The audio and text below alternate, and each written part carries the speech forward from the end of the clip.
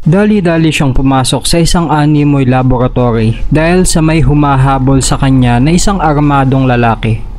Para bang isang sundalo pero hindi ito ordinaryong sundalo. Ang hawak nitong sandata ay noon pa lamang nakita ng lalaking ito.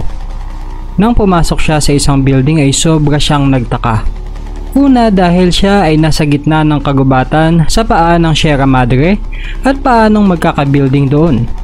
Pangalawa ay bakit may sundalong humahabol sa kanya gayong legal naman ang pumasyal sa gubat na ito. May kakaiba dito, ang sabi ng lalaki. Nang dumiretso siya sa loob ng building ay nagulat siya sa nakita na hindi dapat makita ng normal na tao. Ang mga nakita niya sa loob ng facility na ito ay ang mga kakaiba at nakakatakot na nilalang na noon niya lang nakita sa buong buhay niya. Sa takot ay dali-dali siyang bumalik papalabas pero nasa harap na niya ang lalaking humahabol sa kanya. At bigla na lang siyang natumba at nawalan ng malay. Hi! Ang pinakita kanina ay ang laboratory ng SCP of the Philippines Organization o mas kilala sa Sealed Creatures Program of the Philippines. Ano ang SCP Philippines? Ang SCP o ang Sealed Creatures Program of the Philippines ay isang sikretong organisasyon sa Pilipinas kung saan sila ay may misyon na hanapin, hulihin o puksain ang mga nilalang o bagay na lubhang mapanganib o nakakaapekto sa mga tao sa bansa. Ang ilan sa mga nilalang na hinuhuli nila ay maaaring makapatay o kaya naman ay nagpapakita ng panganib o takot sa mga tao. Ang mga SCP entities na mga ito ay hinihiwalay base sa kanilang panganib. Mayroon tayong 4 na uri ng kategorya sa mga ito. Ang una ay ang tamawo na may code na TMW kung saan sinasabing kayang makakitil ng 1 hanggang 9,999 katao. Ang halimbawa nito ay ang Puppet Master na nakita noong 1938 sa Bataan.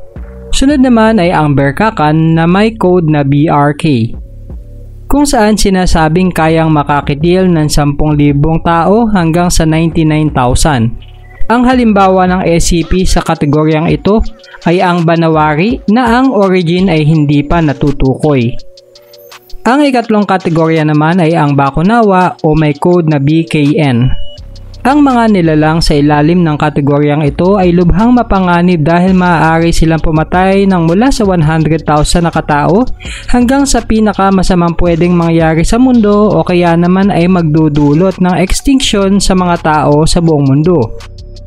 Ang isa sa halimbawa nito ay ang SCP Apolaki kung saan walang kakayahan ang organisasyon sa ngayon na hulihin o pag-aralan ang nilalang na ito. Ngunit sinusubukan naman ng SCP Philippines na lumaban sa mga gantong delikadong mga nilalang kung saan pumapasok ang ika-4 na kategorya. Ito ay ang Balaraw na may code na BLW. Ito ay ang mga SCP entities na hindi nakakulong o napatay ng organisasyon dahil sila ay tumutulong at kaisa sa adhikain ng samahan na hulihin ng ibang SCP sa kapakanan ng bansang Pilipinas. Sa madaling salita, ay hindi lamang ordinaryong tao ang nagpapatakbo sa organisasyon na ito. Ang halimbawa ng SCP na nagtatrabaho sa samahang ito ay ang SCP-33 o mas kilala na si Agapito Ibanez, na isang taong lubhang matalino sa pag-imbento ng mga bagay-bagay at syempre si SCP-002 na si Dr. Akasha na may kakayahang makita ang kasaysayan ng isang bagay kung ito ay mahawakan niya o makita lamang niya. Bukod dito ay may kakayahan din siyang mabuhay ng matagal. Sinusuportahan ba ng gobyerno ng Pilipinas ang SCP Philippines? Technically, hindi dahil may mga pagkakataon pa nga na ang gobyerno ng Pilipinas ang humihingi ng tulong sa SCP Philippines.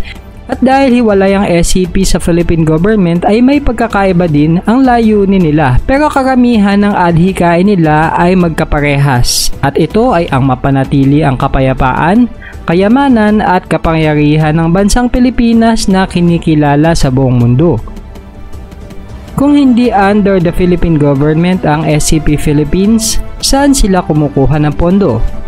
Well, ang pondo na ginagamit ng SCP Philippines ay nagmumula mismo sa pera ng taong kasapi dito gayon din ang mga balaraw na nagtaguyod ng organisasyon na ito. Halimbawa, si Agapito Ebañez na isang inventor ay may mahigit 100,000 na patent ng imbensyon kung saan ito ang dahilan kung bakit nagkakaroon ng pondo ang organisasyon.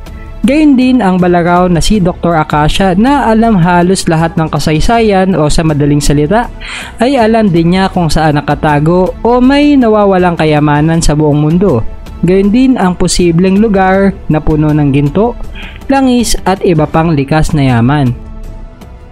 Sino-sino ang humuhuli sa SCP entities? Ang mga officers na humuhuli sa mga ito ay nakabase din sa kategorya ng mga SCP. Para sa TNW na SCP, humuhuli sa kanila ang Officer Level 2 na may uniform na berde. Biyasa sila sa basic training at limitado lamang ang kaalaman tungkol sa SCP. Para naman sa BRK na SCP ay ang mga Officer Level 3 na may asul na uniforme. May kakayahan sila at sapat na kaalaman kung paano i-handle ang sitwasyon sa ganitong level. At para naman sa BAK na SCP ay ang Officer Level 4 na may gray na uniforme. Bukod sa sandata na naimbento ni Agapito ay may pinakamalakas na training pa rin sila kasama ang ibang mga balaraw. Kadalasan ang mga balaraw ay nasa ganitong kategorya dahil sa mga supernatural na kakayahan nila. Samantalang ang mga Officer Level 1 naman ay ang mga officer na nagtatrabaho sa opisina para sa clerical works o sa himpilan ng SCP Philippines. Pero di ba may SCP na din sa ibang bansa? Ano ang pinagkaiba ng SCP na yon sa ating SCP dito sa Pilipinas? Well, magkaiba talaga sila dahil ang SCP Philippines ay itinaguyod lamang para sa kapakanan ng Pilipino at bansang Pilipinas.